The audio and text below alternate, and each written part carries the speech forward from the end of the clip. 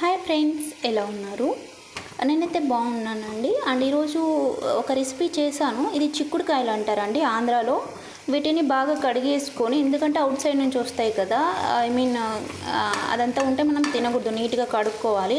After that వేరే బౌల్లో వేసుకొని ఉడికించుకోవాలండి. ఉడికించినాక వాటర్ మొత్తం తీసేయాలి. దెన్ ఆఫ్టర్ ఇవేం లేదండి, కొంచెం తర్వాత పోపు గింజలు ఉంటాయి కదా, ఆనియన్స్ ప్లస్ జీలకర్ర, ఆవాలు, కరివేపాకు ఇవి వేసుకోవాలి. పోపు దినుసులు అంటే పప్పులు అలా ఉంటే అవి వేసుకోవచ్చు.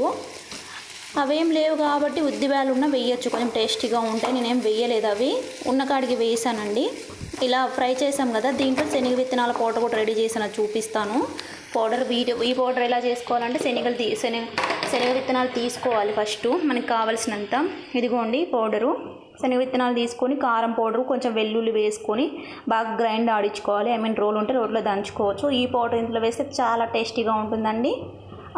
మీరు చూడండి, ఇదైతే ఆంధ్ర స్టైల్లో చిక్కుడుకాయ ఫ్రై అంటాము. నా వీడియోస్ మీకు నచ్చుతుంటే షేర్ చేయండి, లైక్ చేయండి, సబ్స్క్రిప్షన్ చేయండి. మరి ఇలాంటి వీడియోస్ కోసం బెల్ ఐకాన్ ఆన్ చేసుకోండి. Thank you so much for your support.